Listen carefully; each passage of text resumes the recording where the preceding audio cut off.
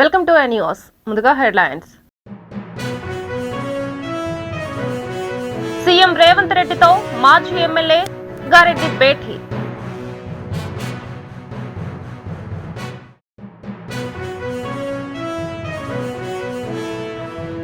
కాళేశ్వరంపై vigilance తనిఖీలు, పలు రికార్డులు స్వాధీనం.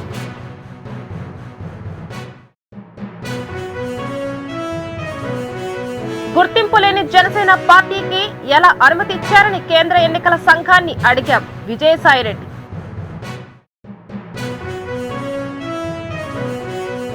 హిందూపురంలో మున్సిపల్ కార్మికుల సమ్మెకు బాలకృష్ణ సంఘీభావం.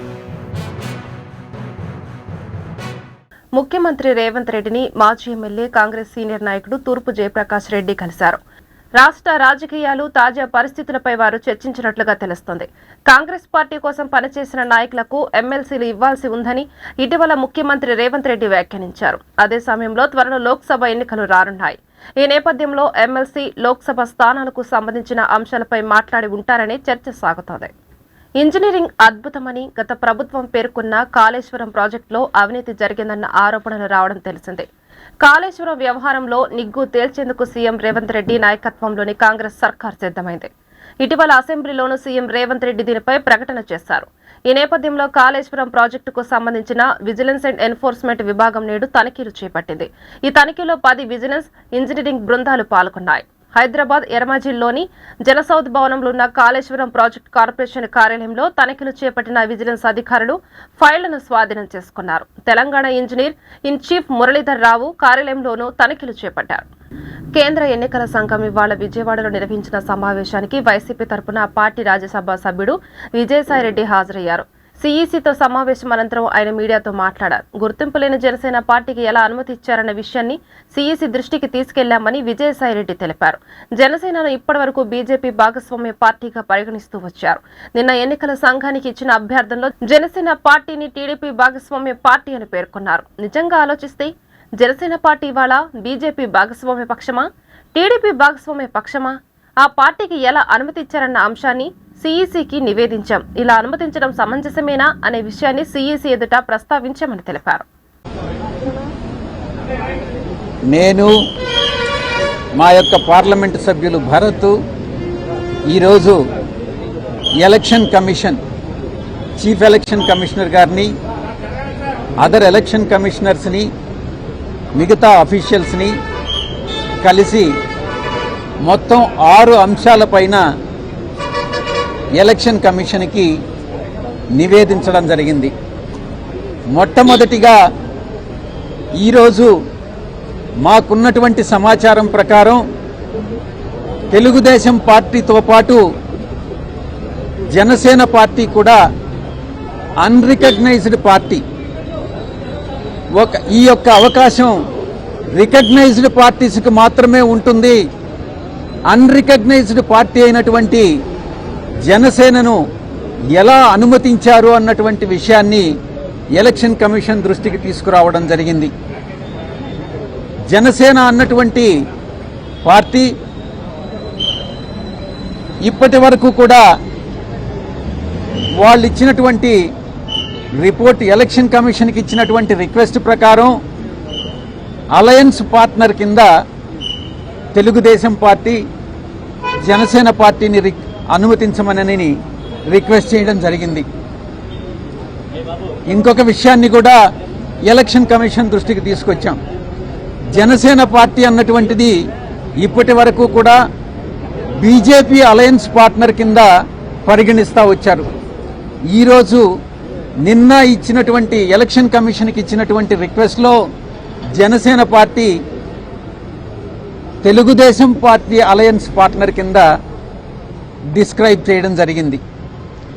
జనసేన పార్టీ ఈరోజు నిజంగా ఆలోచిస్తే బీజేపీతో అలయన్స్ పార్ట్నరా లేక తెలుగుదేశం పార్టీతో అలయన్స్ పార్ట్నరా అన్నటువంటి విషయాన్ని క్వశ్చన్ చేస్తూ ఎలా ఎలక్షన్ కమిషన్ అనుమతించడాన్ని మేము వాళ్ళకి నివేదించాం. ఇలా అనుమతించడం సమంజసమేనా అన్నటువంటి విషయాన్ని ఎలక్షన్ కమిషన్ దృష్టికి తీసుకురావడం జరిగింది. ఇక రెండవ విషయం, జనసేన అన్నటువంటిది unrecognised political party. Glass symbol అన్నటువంటిది ఒక జనరల్ సింబల్. అటువంటి సింబల్ని గతంలో 2019 ఎన్నికల్లో గడిచినటువంటి ఎన్నికల్లో glass symbol throughout the state ఇవ్వడం జరిగింది. అటువంటి సింబల్ని, కామన్ సింబల్ని ఒక పొలిటికల్ పార్టీకి రాష్ట్ర వ్యాప్తంగా కొన్ని స్థానాల్లో, 175 స్థానాల్లో కొన్ని స్థానాల్లో పోటీ చేసేటటువంటి ఒక రాజకీయ పార్టీకి ఒక సింబల్ కేటాయించడం జనరల్ సింబల్లో నుంచి అది చట్ట విరుద్ధం అది అన్నటువంటి విషయాన్ని కూడా మేము ఎలక్షన్ కమిషన్కి నివేదించడం జరిగింది. ఈ 2 విషయాలు కాకుండా మరొక విషయం, 3వ అంశం, కోనేరు సురేష్ అనేటటువంటి వ్యక్తి, ఇతను తెలుగుదేశం పార్టీ ఎలక్టోరల్ సెల్లో ఏదో సమ్ పొజిషన్లో ఉన్నాడన్నమాట. ఇతను ఒక బల్క్ కంప్లైంట్ని, ఒక ఇంచుమించుగా 10 లక్షల పైచిలుకు ఓట్లన్నీ కూడా ఆంధ్ర రాష్ట్రంలో బోగస్ ఓట్లు అన్నటువంటి కంప్లైంట్ని chief electoral officer Andhra Pradesh, chief CEO of Andhra Pradesh కి కంప్లైంట్ ఇవ్వడం జరిగింది. మా యొక్క మొట్టమొదటి ప్రశ్న, CEO of Andhra Pradesh bulk complaint అనేటటువంటి దాన్ని యాక్సెప్ట్ చేయవచ్చా? యాక్సెప్ట్ చేయడం అన్నటువంటిది వైఎస్ఆర్ కాంగ్రెస్ పార్టీ తప్పుపడతా ఉంది. ఒక వ్యక్తికి 175 నియోజకవర్గాల్లో 25 పార్లమెంటు స్థానాల్లో 10 లక్షల మందో, 20 లక్షల మందో, 30 లక్షల మందో బోగస్ ఓట్లు ఉన్నారన్నటువంటి విషయం ఎలా తెలుస్తుంది? కంప్లైంట్ అన్నటువంటిది బిఎల్ఎస్ ఇవ్వాలి, ఆయా నియోజకవర్గంలో ఉన్నటువంటి బిఎల్ఎస్ ఇవ్వాలి. ఆ బిఎల్ఎస్ చెప్పాలి ఏది బోగస్ కంప్లైంట్ అన్నటువంటిది. అంతేకాని ఒక వ్యక్తి, తెలుగుదేశం పార్టీకి చెందినటువంటి ఒక వ్యక్తి రాష్ట్రంలో 175 స్థానాల్లో ఎన్ని బోగస్ ఓట్స్ ఉన్నాయి అన్నటువంటిది చెప్పాడు, కంప్లైంట్ ఇచ్చాడు అని అంటే ఆ కంప్లైంటే బోగస్ కంప్లైంట్. కాబట్టి అతని మీద చర్యలు తీసుకోవాలి అన్నటువంటి విషయాన్ని మేము ఎలక్షన్ కమిషన్ దృష్టికి తీసుకురావడం జరిగింది. ఒక డిస్ట్రిక్ట్ ఎక్స్ప్లెయిన్. ఇక మేము అతనిచ్చిన కంప్లైంట్ని చీఫ్ ఎలక్టర్ సిఇఓ ఆంధ్రప్రదేశ్ జిల్లా మొత్తం 26. ఏపీలో మున్సిపల్ కార్మికులు చేపట్టిన సమ్మె 14వ రోజుకు చేరుకుంది. పురపాలక సంఘంలోని పారిశుద్ధ్య కార్మికులు, ఇంజనీరింగ్, ఎలక్ట్రికల్ సిబ్బంది తమ డిమాండ్ల సాధన కోసం 2 వారాలుగా పోరాటం సాగిస్తున్నారు. కాగా నేడు హిందూపురంలో మున్సిపల్ కార్మికులు సమ్మె చేస్తున్న శిబిరానికి స్థానిక ఎమ్మెల్యే, టీడీపీ పోలిట్ బ్యూరో సభ్యుడు నందమూరి బాలకృష్ణ విచ్చేశారు. మున్సిపల్ కార్మికుల సమ్మెలో పాల్గొన్న ఆయన వారికి సంఘీభావం తెలియజేశారు. తనను కలవడానికి దేశాధినేతలే అపాయింట్మెంట్ అడుగుతారని చెప్పుకునే ప్రజాశాంతి పార్టీ అధినేత కేఏ పాలకు ప్రతికూల పరిస్థితి ఎదురైంది. కేఏ పాల్ ఇవాళ తాడేపల్లిలోని ముఖ్యమంత్రి క్యాంపు కార్యాలయానికి వచ్చారు. సీఎం జగన్ను కలిసేందుకు ప్రయత్నించారు. అయితే పోలీసులు ఆయనకు అనుమతి నిరాకరించారు. కార్యం లోపలికి వెళ్లేందుకు అంగీకరించలేదు. దాంతో క్యాంపు కార్యాలయానికి వెళ్లే రోడ్డు మెయిన్ గేట్ వద్దే కేఏ పాల్ వేచి చూడాల్సిన పరిస్థితి ఏర్పడింది. ఈ సందర్భంగా ఆయన మీడియాతో మాట్లాడారు. తాను సీఎం జగన్ను కలిసేందుకు వచ్చానని చెప్పారు. ఎన్నికల్లో కలిసి పనిచేద్దామని చెప్పేందుకే వచ్చానని వెల్లడించారు. ముఖ్యమంత్రి అపాయింట్మెంట్ కోసం ఇవాళంతా వేచి చూస్తానని కేఏ పాల్ స్పష్టం చేశారు.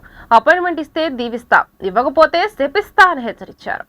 టీడీపీ అధినేత చంద్రబాబుతో కలిసి విజయవాడలో కేంద్ర ఎన్నికల సంఘం సమావేశానికి హాజరైన జనసేనాని పవన్ కళ్యాణ్ ఆ భేటీ ముగిశాక మీడియాతో మాట్లాడారు.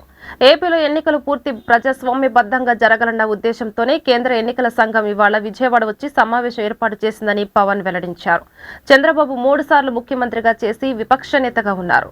ఆయన తన సుదీర్ఘ అనుభవంలో తాను ముఖ్యమంత్రిగా ఉన్న సమయంలో ఎన్నికలు ఎలా జరిగాయో సీఈసీకి చక్కగా వివరించారు. పారదర్శకంగా ఎన్నికలు జరగడానికి ఆయన శాయశక్తులు ఎలా కృషి చేశారో చెప్పారు.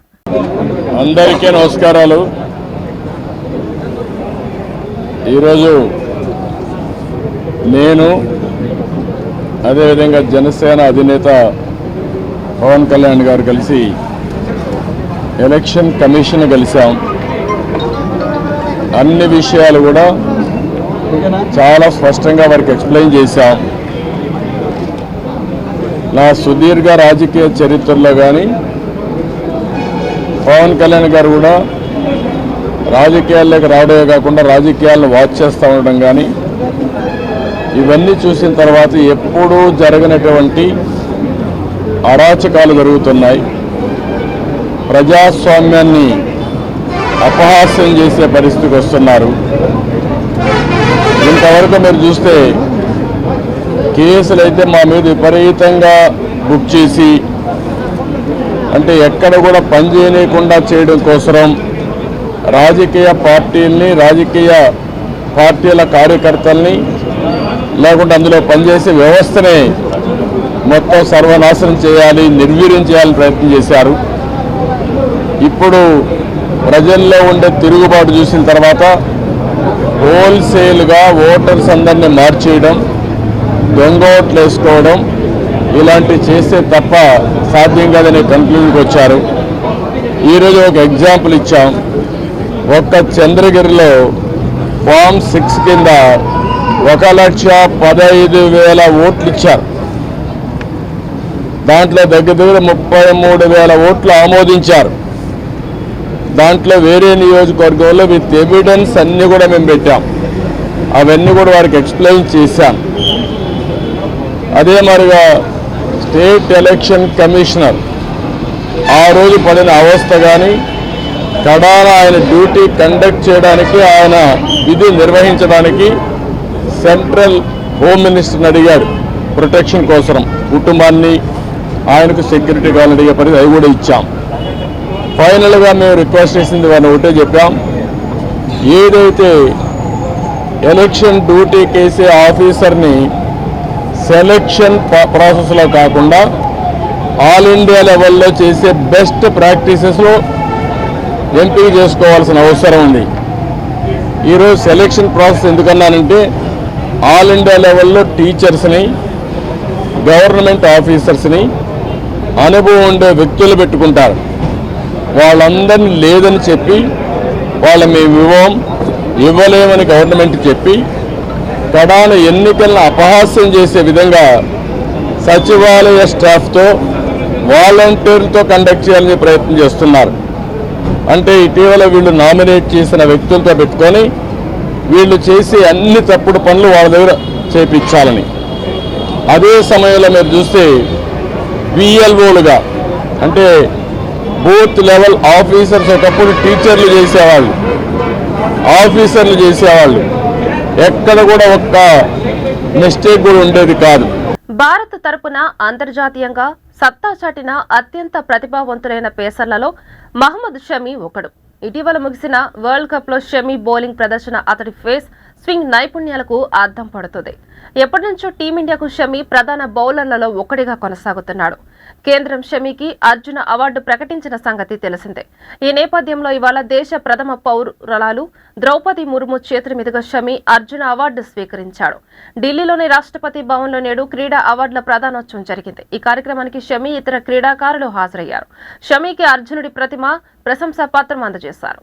9.5 సంవత్సరాలుగా నరేంద్ర మోడీ నాయకత్వంలో ఎన్డీఏ ప్రభుత్వం దేశ వ్యాప్తంగా అభివృద్ధి కార్యక్రమాలు చేస్తూ ఉంటే, దురదృష్టశాతం ఆంధ్ర రాష్ట్రంలో ఇప్పుడు ఉన్నటువంటి ముఖ్యమంత్రి కానివ్వండి, గతంలో ఉన్నటువంటి తెలుగుదేశం ప్రభుత్వం కానివ్వండి, ఈ రాష్ట్రాన్ని గాలికి వదిలేసి ఇక్కడ ఉన్నటువంటి ప్రజలందరినీ కూడా మోసం చేస్తూ, కేంద్ర ప్రభుత్వ పథకాలను తప్పుదోవ పట్టిస్తూ, స్టిక్కర్లు వేస్తూ, వాటి యొక్క నిధులను అన్నిటిని కూడా ఇతర కార్యక్రమాలకు డైవర్ట్ చేస్తూ ప్రజల్ని మోసం చేస్తున్నటువంటి సంఘటన వల్ల భారతీయ జనతా పార్టీ గుంటూరు పశ్చిమ నియోజకవర్గంలో రాష్ట్ర అధ్యక్షుడు చందు సాంబశివరావు, అదేవిధంగా రాష్ట్ర సీనియర్ నాయకుడు మాగంటి సుధాకర్ యోగేష్, జిల్లా అధ్యక్షుల ఆధ్వర్యంలో ఇవాళ గుంటూరు పశ్చిమ నియోజకవర్గంలో భారీ ఎత్తున బీజేపీ కార్యకర్తలు ప్రతి ఇంటికి వెళ్లి నరేంద్ర మోడీ చేసినటువంటి అభివృద్ధి కార్యక్రమాలకు చెప్తా ఉంటే, ప్రజలు తెలియజేస్తూ ఈ ప్రాంతంలో పశ్చిమ నియోజకవర్గంలో ఉన్నటువంటి పారిశుద్ధ్య సమస్యలు కానివ్వండి, అదేవిధంగా డ్రైనేజీ సమస్యలను, కలుషితం నీరు ప్రజలందరూ కూడా భారతీయ పార్టీకి తెలియజేస్తున్నారని తెలిపారు. గత 9.5 సంవత్సరాలుగా కేంద్రంలో నరేంద్ర మోడీ గారి నాయకత్వంలో ఎన్డీఏ ప్రభుత్వం దేశవ్యాప్తంగా అభివృద్ధి కార్యక్రమాలు చేస్తూ ఉంటే, దురదృష్టవశాత్తు ఆంధ్ర రాష్ట్రంలో ఇప్పుడు ఉన్నటువంటి ముఖ్యమంత్రి కానివ్వండి, గతంలో ఉన్నటువంటి తెలుగుదేశం ప్రభుత్వం కానివ్వండి, ఈ రాష్ట్రాన్ని గాలికి వదిలేసి ఇక్కడ ఉన్నటువంటి ప్రజలందరినీ కూడా మోసం చేస్తూ, కేంద్ర ప్రభుత్వ పథకాలని తప్పుదోవ పట్టిస్తూ, స్టిక్కర్లు వేసుకుంటూ, వాటి యొక్క నిధులన్నింటినీ కూడా ఇతర కార్యక్రమాల కోసం డైవర్ట్ చేస్తూ ప్రజల్ని మోసం చేస్తున్నటువంటి సంఘటనని ఇవాళ భారతీయ జనతా పార్టీ గుంటూరు పశ్చిమ నియోజకవర్గంలో రాష్ట్ర ఉపాధ్యక్షులైనటువంటి చందు సాంబశివరావు గారు, అదేవిధంగా రాష్ట్ర సీనియర్ నాయకులైనటువంటి మాగంటి సుధాకర్ యాదవ్ గారు, అదేవిధంగా గుంటూరు నగరంలో అందరికీ సుపరిచితులైనటువంటి నాయకులు తులసి యోగీష్ గారు, జిల్లా అధ్యక్షులు గారి ఆధ్వర్యంలో ఇవాళ గుంటూరు పశ్చిమ నియోజకవర్గంలో భారీ ఎత్తున ప్రతి ఒక్క బీజేపీ కార్యకర్త ప్రతి ఇంటికి కలిసి నరేంద్ర మోడీ గారు చేసేటువంటి అభివృద్ధి పథకాల గురించి చెప్తా ఉంటే ప్రజలు వారి యొక్క ఆవేదనను తెలియజేస్తూ ఈ ప్రాంతంలో గుంటూరు పశ్చిమ నియోజకవర్గంలో ఉన్నటువంటి పారిశుద్ధ సమస్యలు కానివ్వండి, అదేవిధంగా ఇక్కడ ఉన్నటువంటి డ్రైనేజ్ సమస్యలు కానివ్వండి, వారికి వచ్చేటటువంటి కలుషిత నీరు గురించి కూడా ప్రజలందరూ కూడా భారతీయ జనతా పార్టీ నాయకులకు తెలియజేస్తూ ఉన్నారు. ఈ సందర్భంగా ఒకటే అడుగుతా ఉన్నాం ఈ రాష్ట్ర ముఖ్యమంత్రిని కానీ, ఇక్కడ ఉన్నటువంటి ప్రజాప్రతినిధులు కానీ, మీరు ఏదైతే హామీలు ఇచ్చారో, మీరు ప్రభుత్వానికి రావడానికి ముందు మీరు చెప్పినటువంటి మాటలు ఏవైతే ఉన్నాయో ప్రజలను మోసం చేసేటటువంటి మాటలు ఇవాళ కనీస అవసరాలైనటువంటి కనీస కర్తవ్యంగా మీ భావించకుండా ఈ ప్రాంతంలో ఉన్నటువంటి పారిశుద్ధ్యాన్ని కూడా ఈ రకంగా వదిలేసి చెత్త మీద కూడా పన్నేసేటటువంటి ఒక చెత్త ముఖ్యమంత్రి పరిపాలనని మేము ప్రశ్నిస్తూ ఉన్నాం. భారతీయ జనతా పార్టీ రాబోయేటటువంటి రోజుల్లో కూడా ఖచ్చితంగా ఎన్నికల కోసమే కాదు, ప్రతి ఒక్కరి సంక్షేమాన్ని ఆలోచించేటువంటి భారతీయ జనతా పార్టీ ప్రతిరోజు కూడా ఈ గుంటూరు నగరం అంతా పర్యటిస్తాం. కార్యకర్తలను తీసుకొని ఎక్కడెక్కడైతే వీరు చేసినటువంటి తప్పులు ఉన్నాయో అన్ని కూడా ప్రశ్నిస్తాం. అదేవిధంగా కేంద్ర ప్రభుత్వం చేసేటటువంటి సంక్షేమ పథకాలని ప్రజలందరికీ కూడా తెలియజేస్తాం. ఈ బీజేపీ తరఫున మేమందరం పర్యటన చేస్తూ ఇటు మీరు గమనిస్తే ఈ హైజీన్కి సంబంధించి ఎటువంటి చర్యలు తీసుకోకుండా ఈ చెత్త క్లియర్ చేయకుండా ఈ ప్రాంతాల్లో, ఈ ఒక ప్రాంతం కాదు అనేక ప్రాంతాల్లో ఈ క్లియరెన్స్ చేయకపోవటం వల్ల ముఖ్యంగా ఇప్పుడు చలికాలం సీజన్లో వైరల్ ఫీవర్స్తో ప్రజలు already medical and health issues face చేస్తున్నారు. దీనికి తోడుగా ఇది క్లీన్ చేయకపోవటం వల్ల ముఖ్యంగా చిన్నపిల్లలకి ఖచ్చితంగా వైరల్ ఫీవర్సే కాకుండా ఇతర వ్యాధులు కూడా సోకే అవకాశం ఉంది. దీన్ని దృష్టిలో పెట్టుకొని ప్రభుత్వం వెంటనే దీనిపై చర్యలు తీసుకొని వెంటనే క్లీనింగ్ చేయించకపోతే మరిన్ని సమస్యలు పెరిగి హాస్పిటల్స్ కూడా ఖాళీ లేని పరిస్థితులు వస్తాయి. ఆల్రెడీ హాస్పిటల్స్లో అనేక సమస్యలతో ఇబ్బంది పడిన పేషెంట్స్, దీనికి తోడుగా ఈ చెత్త క్లియర్ కనుక చేయకపోతే దానికి అడిషనల్ సమస్యలు వస్తాయి. సో వెంటనే ప్రభుత్వం దీనిపై చర్యలు తీసుకొని దీన్ని వెంటనే క్లియర్ చేయాల్సిందిగా మేము డిమాండ్ చేస్తున్నాం. ఆనాడు వైఎస్ జగన్మోహన్ రెడ్డి వచ్చి మీరు ఇన్ని కష్టాలు పడుతున్నారని, ఆ కష్టాలు చూసి రెగ్యులర్ చేస్తామని చెప్పారు. మీరు భయపడకండి, ప్రతిపక్షంలో ఉన్నప్పుడు జగన్మోహన్ రెడ్డి చెప్పారు. మీరు చెప్పారు కాబట్టి ఈరోజు మేము ధర్నాలను చేస్తూ మీకు గుర్తు చేస్తున్నామన్నారు. మేమైతే గొంతెమ్మ కొరకలు కోరడం లేదని తెలియజేశారు. ఉద్యోగులు పర్మనెంట్ చేసి జీతాలు పెంచాలని జేఏసీ నాయకులు తెలియజేశారు. లేని పక్షంలో నిరసన కార్యక్రమాలు ఉధృతం చేస్తామన్నారు. నేను సమగ్ర శిక్షలో 2005 నుంచి పనిచేస్తున్నాను. ఇప్పటికీ 18 సంవత్సరాల నుండి 19 సంవత్సరాలు అయింది. కానీ ఇంతవరకు నాకు ఉద్యోగ భద్రత లేదు. గవర్నమెంటే నేను ఉద్యోగ భద్రత కల్పించాలి, హెచ్ఆర్ పాలసీ ఇమీడియట్గా మాకు అమలు చేయాలని చెప్పి నేను ఒక కోరికను కోరుతున్నాను. దానివల్ల ఏంటంటే రెగ్యులర్ ఉద్యోగులతో పాటు మాకు కూడా ఒక ఉద్యోగ భద్రత వచ్చింది. దానివల్ల మా వేతనాలు కూడా పెరుగుతాయి, మా జీవితాలు, మా జీవిత ఆయు ప్రమాణాలు కూడా పెరుగుతాయి. మా భార్య బిడ్డలు అందరూ కూడా కలిసి అందరూ కలిసి సంతోషంగా ఉండడానికి నేను ఉండాలని కోరుకున్నాను. ప్రతి మనిషి తాను తన భార్య బిడ్డలు అంతా కలిసి సుఖంగా ఉండాలని కోరుకుంటున్నారు. దానికోసం నేను మినిమంగా హెచ్ఆర్ పాలసీ కావాలని అడుగుతున్నాను. హెచ్ఆర్ పాలసీ అంటే రెగ్యులర్తో సమానం కూడా కాదన్నమాట, దానికన్నా తక్కువ స్థాయిని ఆ హెచ్ఆర్ పాలసీ కనుక ఇస్తే మనకి జీవితం బాగుంటుందని దానికోసం మేము ఫైట్ చేస్తున్నాము. ముందు ఫస్ట్ డిమాండ్ మాది రెగ్యులర్ చేయాలి, రెండో డిమాండ్ హెచ్ఆర్ పాలసీ ఇవ్వమని మేము అడుగుతున్నాము గవర్నమెంట్ని. వీలైనంత తొందరగా మాకు హెచ్ఆర్ పాలసీ అమలు చేసి మా యొక్క డిమాండ్స్ అన్ని నెరవేర్చుకోవాల్సిందిగా కోరుతున్నాను. ఇంకేం చెప్పంటారు సార్? అందరికీ గుడ్ మార్నింగ్ అండి. మేము సర్వశిక్ష అభియాన్ సంబంధించి ఎడ్యుకేషన్ డిపార్ట్మెంట్లో ప్రతి ఏ విధమైన బడుగు బలహీన వర్గాలు పేదలు అంటున్నారు, వాళ్ళందరికీ ఈరోజు అమ్మఒడి కరెక్ట్గా వస్తుంది అంటే, మధ్యాహ్న భోజనం కరెక్ట్గా తింటున్నారు అంటే, జేవికే కిట్లు కరెక్ట్గా ఇస్తున్నారు అంటే సమగ్ర శిక్ష ఉద్యోగుల వల్లే అదన్నీ జరుగుతుందండి. సమగ్ర శిక్ష ఉద్యోగులు కేవలం రెగ్యులర్ చేయమని అడుగుతున్నారు. ఎందుకు? నిన్న ఇవాళ వచ్చిన వాళ్ళు కాదండి, 20 సంవత్సరాల మట్టి మేము ఇదే ఉద్యోగంలో కొనసాగుతున్నాం. మీరు పని చేసినా చేయకపోయినా, సెలవులు ఇచ్చినా ఇవ్వకపోయినా, ఆడపిల్లలకి ఎన్ని రకాల ఇబ్బందులు ఉన్నా కానీ ఆ వర్క్ను మేము చేయడానికి ముందుకొచ్చి ఇది మా ఉద్యోగం, ఇది మా వంతు, మేము చేయాలి అనే ఉద్దేశంతోనే మేము చేస్తున్నామండి. గత 14 రోజులుగా రాష్ట్ర వ్యాప్తంగా మున్సిపల్ కార్మికులు రాష్ట్ర వ్యాప్తంగా నిరసన కార్యక్రమాలు జరుగుతున్నాయి. వాళ్ళు అడుగుతున్నటువంటి న్యాయమైన కోరికలను సమాన పనికి సమాన వేతనం, అలాగే ఉద్యోగ భద్రత. మున్సిపల్ కార్మికులు రాష్ట్రానికి వాళ్ళు చేసే వృత్తికి ₹1,00,000 ఇచ్చిన తక్కువేనని మాట్లాడాడు వంటి జగన్మోహన్ రెడ్డి. అసెంబ్లీ సాక్షిగా మున్సిపల్ కార్మికులకు ₹1,00,000 ఇచ్చిన తక్కువేనని ప్రకటించారు. కానీ అధికారంలోకి రాగానే మున్సిపల్ కార్మికుల ఉద్యోగానికి పర్మనెంట్ చేస్తానని చెప్పినటువంటి వ్యక్తి అధికారంలోకి వచ్చి 4 సంవత్సరాల 9 నెలలు అయినా పైగా ఇప్పుడు ఆ ఊసే లేదని జనసేన నాయకులు గుంటూరు మార్కెట్ వద్ద దీక్షా కార్యక్రమం చేపట్టారు. అనంతరం ర్యాలీ నిర్వహించారు. మున్సిపల్ పారిశుద్ధ్య కార్మికులు 1997 నుంచి కాంట్రాక్ట్ కార్మికులుగా పనిచేస్తూ వచ్చారు. అయితే జగన్మోహన్ రెడ్డి గారు అధికారంలోకి వచ్చి రాగానే వీళ్ళందరినీ కూడా అవుట్ సోర్సింగ్ కార్పొరేషన్లో వేశారు. ఈరోజు పర్మనెంట్ కాకుండా చేశాడు. దీన్ని మేము పూర్తిగా వ్యతిరేకిస్తున్నాము. 1-2 సార్లు చర్చలకు పిలిచి ఆయన ఈ వరగబెట్టింది ఏం లేదు. ఏదైతే 15,000 ఉందో హెల్త్ సార్లు 2 కల్పిస్తూ ఉంటారు, కానీ అదనంగా ఇవ్వడానికి ఆయన ₹1 కూడా ఇవ్వడానికి ఒప్పుకోవట్లేదు. దీన్ని మేము పూర్తిగా ఖండిస్తున్నాం. బేసిక్ జీతం 21,000తో పాటు ₹6,000 హెల్త్ ఇన్సూరెన్స్ కలిపి ఇవ్వాలని చెప్పేసి మేము కోరుకుంటున్నాం. ఆయన ఈరోజు మాకు పర్మనెంట్ కాకుండా చేశాడు కాబట్టి రేపొద్దున్న మున్సిపల్ కార్మికుల ఓట్లు ఏది కూడా రాకుండా చేయడానికి మేమందరం సిద్ధంగా ఉన్నామని చెప్పి సందర్భంగా తెలియజేస్తా ఉన్నాం. గత 14 రోజులుగా రాష్ట్ర వ్యాప్తంగా మున్సిపల్ కార్మికులు, అలాగే ఎలక్ట్రానిక్ డిపార్ట్మెంట్, ఇంజనీరింగ్ డిపార్ట్మెంట్ ఒప్పంద కార్మికుల ఆధ్వర్యంలో రాష్ట్ర వ్యాప్తంగా సమ్మె జరుగుతూ ఉంది. వాళ్ళు అడుగుతున్నటువంటి న్యాయమైన కోరికలు సమాన పనికి సమాన వేతనం, అలాగే ఉద్యోగ భద్రత. మున్సిపల్ కార్మికులు అంటే పారిశుద్ధ్య కార్మికులు చేసేటువంటి కష్టానికి, వాళ్ళు చేసేటువంటి వృత్తికి ₹1,00,000 ఇచ్చినా కూడా తక్కువే అని చెప్పేసి మాట్లాడినటువంటి జగన్మోహన్ రెడ్డి గారు అసెంబ్లీ సాక్షిగా, అంటే ప్రజాస్వామ్య దేవాలయం అయినటువంటి అసెంబ్లీ సాక్షిగా మున్సిపల్ కార్మికులకు ₹1,00,000 ఇచ్చినా కూడా తక్కువే అని చెప్పి ప్రకటించాడు. తాను అధికారంలోకి రాగానే మున్సిపల్ కార్మికుల ఉద్యోగానికి పర్మనెంట్ చేస్తానని, ఇలా కష్టానికి తగ్గ ప్రతిఫలాన్ని ఇస్తానని చెప్పిన వ్యక్తి అధికారంలోకి వచ్చి 4 సంవత్సరాల 9 నెలలైనా ఆ ఊసే లేదు.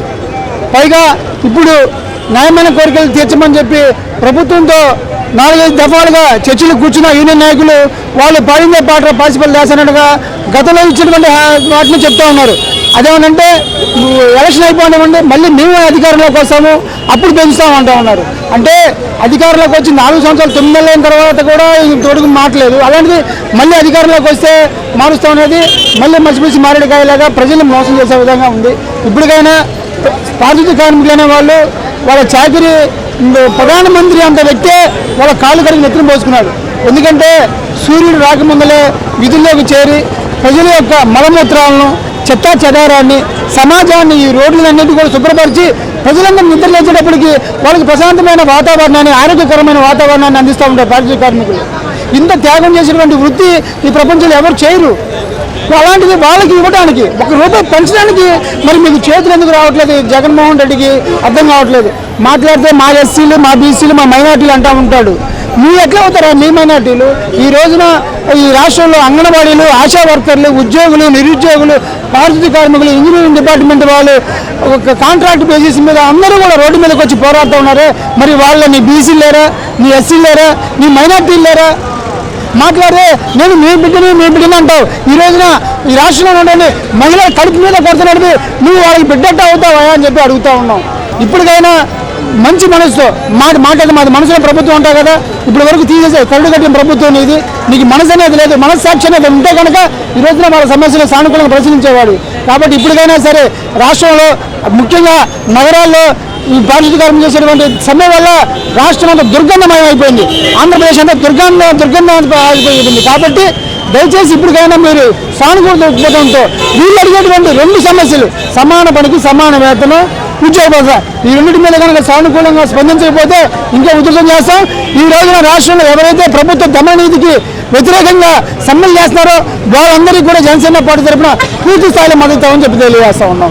గుంటూరు తూర్పు నియోజకవర్గంలో అభివృద్ధి పనులు ముమ్మరంగా కొనసాగుతున్నాయి. వైసీపీ ఇన్ఛార్జ్ నూరి ఫాతిమా అన్నారు. తూర్పు నియోజకవర్గ పరిధిలోని 53వ డివిజన్ సంజీవయ్య నగర్లో, వెంగళరావు నగర్లో ఫాతిమా పర్యటించారు. ఈ సందర్భంగా వార్డులో జరుగుతున్న సీసీ రోడ్డు పనులను పరిశీలించి స్థానిక సమస్యలను అడిగి స్వయంగా తెలుసుకున్నారు. నారాయణ స్వామిపై బురద జల్లే ప్రయత్నం చేస్తే ఖబర్దార్ తాట తీస్తా అని జ్ఞానేందర్ రెడ్డి వర్గానికి సవాల్ విసిరిన సర్పంచ్ సుందర్ రాజ్. వైఎస్ఆర్ ప్రధాన కార్యదర్శి గోపినాథ్ తల్లిపోలు తాగి తల్లి రొమ్మును తన్నే రకం కాదు, అవినీతికి మచ్చలేని నాయకుడు మా నారాయణ స్వామి అన్న సర్పంచ్ సుందర్ రాజ్. అయ్యా బండి జగదీష్ రెడ్డి, నీకు దమ్ము ధైర్యం ఉంటే నువ్వు ఎంపీటీసీగా రిజైన్ చేసి, నువ్వు మగోడైతే నీకు సత్తా ఉంటే నువ్వు ఈసారి రిజైన్ చేసి నువ్వు గెలుపు చూద్దాం. అదే మరి ధనంజయ రెడ్డి, నీకు సమావేశంకుండా నీకు దమ్ము ధైర్యం ఉంటే ఎంపీటీసీ పదవికి నువ్వు రిజైన్ చేసేసి నువ్వు నమ్ముకొని వెళ్ళిన జ్ఞానేందర్ రెడ్డిని తొడుక్కొని వచ్చి నువ్వు ఈసారి ఎలక్షన్ నేను గెలువయ్యా చూద్దాము. అదే మీరు గెలిచినారంటే మా సర్పంచ్ పదవికి నేను రిజైన్ చేస్తా, నీకు దమ్ము ధైర్యం ఉంటే రా చూద్దాం. బండి జగదీష్ రెడ్డి, నువ్వు ఎంపీటీసీ అయినావు, నీ కోసం మేము 6 మంది మండలంలో మేము కేసులు పెట్టించుకొని 2.5 సంవత్సరాలు తిరిగితే నువ్వు ఏ రోజున వచ్చి పలకరించినావయ్యా. నీకెందుకయ్యా రాజకీయం? అక్కడ బెంగళూరు ఏదో అడగతుంటున్నావు, అడగతును, నీకెందుకు ఇలాంటి రాజకీయాలు? ఒకసారి దీనికి చెప్తున్నాను, పిచ్చి పిచ్చి వేషాలు వేయబోకండి. ముక్కుమొహం తెలిసిన వ్యక్తిని ఎడెత్తుకొని వచ్చి మీరు నిలిపితే అదంతా జరగదు. జగనన్న చేస్తున్న సంక్షేమ పథకాలు, నవరత్నాల ప్రజలు ఆయన దేవుడిగా భావిస్తున్నారు. మా దేవుడిగా, మా దళిత దేవుడిగా నారాయణ స్వామిని మేము భావిస్తున్నాము. నువ్వు మీ పిచ్చి పిచ్చి ఆశాలంతా ఆపుకొని నువ్వు వెళ్ళి జగదీశు, ఒకసారి నువ్వు కానీ నీ జ్ఞానేందర్ రెడ్డి వర్గం కానీ ఇలాంటి పిచ్చి వేషాలు వేసినారంటే ఊరుకున్నది లేదు. కాబట్టి నీకు వార్త ఇస్తున్నాను. జై జగన్, జై నారాయణ స్వామి. వార్తలు ముగించే ముందు హెడ్లైన్స్ మరొకసారి. సీఎం రేవంత్ రెడ్డితో మాజీ ఎమ్మెల్యే గారెడ్డి భేటీ.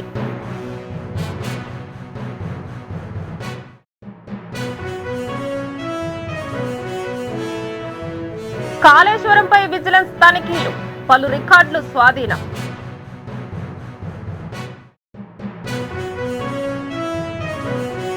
గుర్తింపు లేని జనసేన పార్టీకి ఎలా అనుమతి ఇచ్చారని కేంద్ర ఎన్నికల సంఘాన్ని అడిగాం. విజయసాయిరెడ్డి.